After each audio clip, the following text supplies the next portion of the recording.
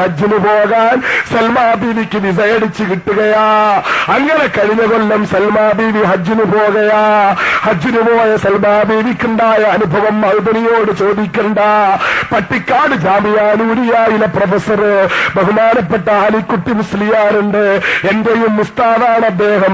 അദ്ദേഹത്തിന്റെ നേതൃത്വത്തിലുള്ള ഹജ്ജ് ഗ്രൂപ്പിലാ ഹസ്രജി അടിച്ചു കൊടുത്ത വിസ പ്രകാരം, ആ ഹസ്രജിയുടെ കൈറോഫിൽ അടിച്ചു കൊടുത്ത വിസ പ്രകാരം സൽമാ ബീവി പോയത്. മിനായിലെ ദുരന്തമുണ്ടാകുന്നതിന്റെ തലേ ദിവസം സൽമാ ബീവി സ്വപ്നം കാണുകയാ. ദിനോസാറിനെ പോലെ ഒരു ഭീകര ജീവി പ്രത്യക്ഷപ്പെടുന്നു. എന്നിട്ട് ആ ഭീകര ജീവി എല്ലാ മനുഷ്യരെയും ഇങ്ങനെ നാവ് കൊണ്ട് നക്കി നക്കി തിന്നുന്നു. ഗ്രൂപ്പ് അമീറായ അലിക്കുട്ടി മുസ്ലിയാരോട് താൻ കണ്ട സ്വപ്നത്തെക്കുറിച്ച് പറയുകയാ. അന്ന് അവര് അള്ളാഹുവിനോട് നിസ്കരിച്ചിട്ട് ദ്വാരം അദാബിനെ തൊട്ട് കാക്കാൻ വേണ്ടിയിട്ട് പിറ്റേ ദിവസം മിനായിൽ ദുരന്തമുണ്ടാവുകയാ. അത്ഭുതകരമായി സൽമാ ബീവിയും കൂടെ പോയ ആളുകളും വണ്ടിക്ക് പറ്റിയ ചെറിയ പ്രശ്നം കാരണം രക്ഷപ്പെടുകയാ. അല്ലെങ്കിൽ അവരും ആ ദുരന്തത്തിൽ കത്തിച്ചാമ്പലാകേണ്ടി വരികയാ. അവസാന ദിവസം വരെ റൗളാടെടുക്കലെത്താൻ പറ്റാതെ റൗളയ്ക്ക് ചുറ്റുമുള്ള കർശനമായ നിയമം കാരണം റൗളയുടെ എത്താൻ പറ്റാതെ ഒരുപാട് ദൂരെ നിന്നുകൊണ്ട് പൊട്ടിക്കരഞ്ഞു ദ്വാരം സൽമാ ബീവി. അവസാനം എന്തു വന്നാലും എനിക്കെന്റെ ഹബീബിന്റെ റൗളയെടുക്കലെത്തണം, അള്ളാന്റെ റസൂലിന്റെ റൗളയെ തൊട്ടുമുട്ടണം എന്ന് പറഞ്ഞ് ഹബീബായ നബിയുടെ റൗളയുടെ മുമ്പിൽ ചെന്നിട്ട് എനിക്ക് അളമുസ്സലാത്ത് ചെല്ലണം എന്ന് നിയ്യത്ത് ചെയ്ത് പാതിരാത്രിയിൽ ഇറങ്ങി വന്ന് റൗളയെടുക്കൽ വരുമ്പോൾ പോലീസുകാരെല്ലാം തട്ടി അകറ്റുമ്പോൾ ഒരു ഉയർന്ന പോലീസ് ഉദ്യോഗസ്ഥനെ കണ്ടിട്ട് സൽമാ ബീവി ചെന്നിട്ട് പൊട്ടിക്കരഞ്ഞിട്ട് പറയുകയാ ഇംഗ്ലീഷില്, എനിക്ക് ആഗ്രഹമുണ്ടാ റൗളയെടുക്കണം, എത്തണം, എനിക്ക് റൗളയൊന്ന് സന്ദർശിക്കണം, റൗളയുടെ തൊട്ടു മുമ്പിൽ എനിക്കൊരൽപ്പസമയം ഇരിക്കണം. കണ്ണീരോടുകൂടി ഒരു പെൺകുട്ടി അഭ്യർത്ഥിച്ചപ്പോൾ ആ റൗള ഷരീഫിന്റെ മുമ്പിലേക്ക് എത്താൻ സൽമാ ബീവിക്കതാ പോലീസ് ഓഫീസർ അനുവാദം കൊടുക്കയാ. തലേ രാത്രി മൊത്തം റൗളയുടെ മുമ്പിൽ ചെലവാക്കാൻ സൽമാ ബീവിക്ക് ഭാഗ്യം കിട്ടുകയാ. വിശുദ്ധ ഖുർആൻ അളമുസ്സലാത്ത് തുറന്നു വെച്ചോടുന്നത് കണ്ടാൽ അവിടെ തടയപ്പെടും എന്നതുകൊണ്ട് ഖുർആന്റെ മുസാഫിനകത്ത് വെച്ചിട്ട് ആരും കാണാതെ അളമുസ്സലാത്ത് ചൊല്ലി തീർക്കയാ. 100 വട്ടം അളമുസ്സലാത്ത് ചൊല്ലുകയാ. അല്ലാഹുവിന്റെ റസൂലിന്റെ ഹബീബിന്റെ റൗളയ്ക്ക് മുന്നിൽ നിന്ന് പൊട്ടിക്കരയുകയാ. 4-5 ദിവസം മുമ്പ് എന്റെ വീട്ടിൽ വന്നിട്ട് സൽമാ ബീവി പറഞ്ഞ അനുഭവം വെച്ച് ആ അനുഭവമാ വിനീതനായ ഞാൻ പറയുന്നത്. സൽമാ ബീവി ആ റൗളയുടെ മുന്നിൽ ഇരിക്കുമ്പോൾ, അല്ലാഹുവിന്റെ റസൂലിനെ കണ്ണ് തുറന്നിരിക്കുമ്പോൾ റൗളയിൽ വെച്ച് കാണുന്നത് പോലെ കാണാനുള്ള ഭാഗ്യം കിട്ടിയത് കണ്ണീരോടുകൂടി വിളിച്ചു പറയുകയാ.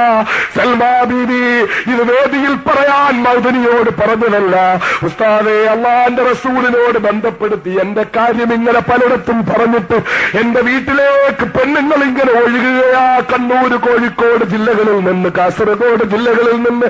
അതുകൊണ്ട് പറയല്ലോ എന്ന് എന്നോട് പറയാനാ വന്നത്. ഞാൻ പറഞ്ഞു, പെണ്ണുങ്ങളെ അത് പറയുന്നത് കൊണ്ട് ഗുണമുണ്ട്. ഒരുപാട് ചെറുപ്പക്കാർ റസൂലുള്ളാഹിയോട് അടുത്തിട്ടുണ്ട്. ഒരുപാട് സഹോദരിമാര് അല്ലാഹുവിന്റെ റസൂലിന്റെ പേരിൽ സ്വലാത്ത് ചെല്ലാൻ തുടങ്ങിയിട്ടുണ്ട്. അതുകൊണ്ട് ഞാനത് പറയുകയാ.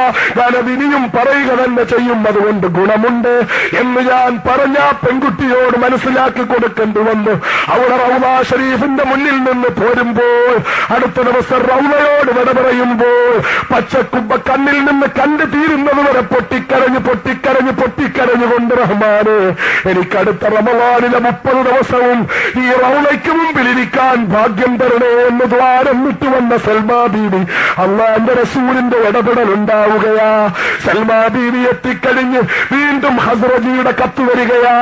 ഹസ്രജിയോട് ആവശ്യപ്പെടുന്നു, എനിക്ക് വിശുദ്ധ റമളാനിന് ഉംറയ്ക്ക് പോയി റൗള ഷരീഫിന്റെ മുന്നിൽ ഇരിക്കണം, അതിനുള്ള ഭാഗ്യം കിട്ടണം.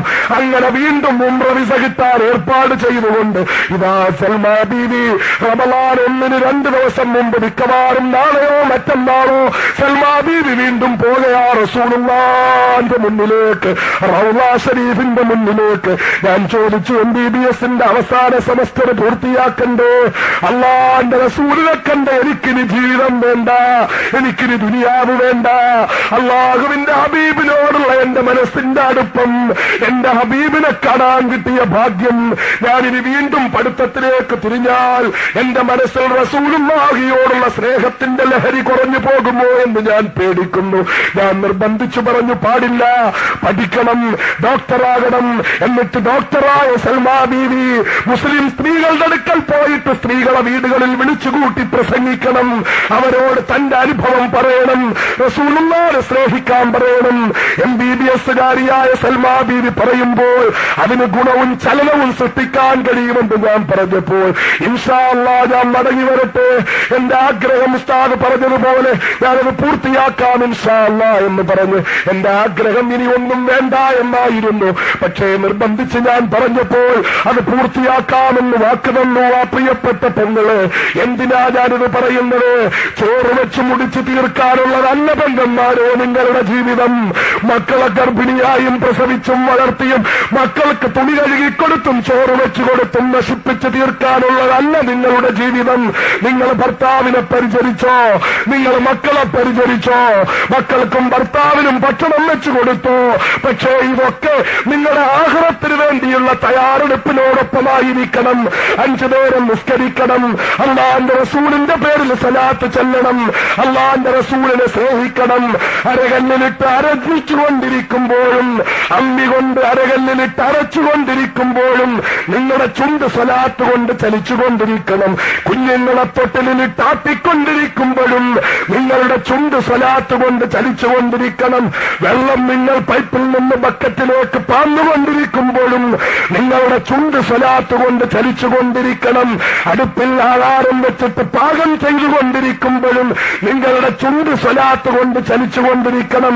എന്റെ പ്രിയപ്പെട്ട ചെറുപ്പക്കാരാ, ബ്ലൂ ഡയമണ്ട് തിയേറ്ററിലേക്കുള്ള ഓട്ടം നിർത്തു പൊന്നുമോനെ, സിനിമാ നടന്മാരെ തൊട്ടുമുത്താൻ നടക്കുന്ന നിർത്തു പൊന്നുമോനെ, സിനിമാ നടികളുടെ ഫോട്ടോ വെട്ടി വീടിന്റെ ഭിത്തിയിൽ ഒട്ടിച്ചുകൊണ്ട് അരക്കിറുക്കുമായി നടക്കുന്ന ചെറുപ്പക്കാരാ, നിർത്തുക നിന്റെ ഈ കിറുക്ക്. നീ ഭ്രാന്തനാവുക, പ്രവാചക പ്രേമം കൊണ്ട് ഭ്രാന്തനാവുക. പ്രവാചക പ്രേമത്തിന്റെ ലഹരി നിന്റെ ഹൃദയത്തിൽ നിറയട്ടെ പൊന്നുമോനെ. മഹാനായ മുത്തലി മുഹമ്മദ് മുസ്തഫ സല്ലല്ലാഹു അലൈഹി വസല്ലം തങ്ങളോടുള്ള സ്നേഹം കൊണ്ട് ഹൃദയം നിറയട്ടെ. അള്ളാഹു അതിന് തൗഫീഖ് ചെയ്യുമാറാകട്ടെ. പ്രവാചകനോടുള്ള പ്രേമം, പ്രവാചകനോടുള്ള ഇഷ്ടം, അതുകൊണ്ട് ഹൃദയം നിറയണം. അള്ളാഹിന്റെ റസൂലിനെ സ്നേഹിക്കണം. കിട്ടുന്ന സമയം മൊത്തം സ്വലാത്ത് ചെല്ലണം. വെറുതെ ഇരിക്കുമ്പോൾ, നടക്കുമ്പോൾ, ഭക്ഷണം പാകം ചെയ്യുന്ന പെങ്ങന്മാരും ഭക്ഷണത്തിന് വഴിതേടിപ്പോകുന്ന സഹോദരന്മാരും എല്ലാവരും അവരുടെ ഓരോ സെക്കൻഡുകളും അള്ളാഹിന്റെ റസൂലിനെ ഓർത്ത് സ്വലാത്ത് ചൊല്ലി സ്വലാത്ത്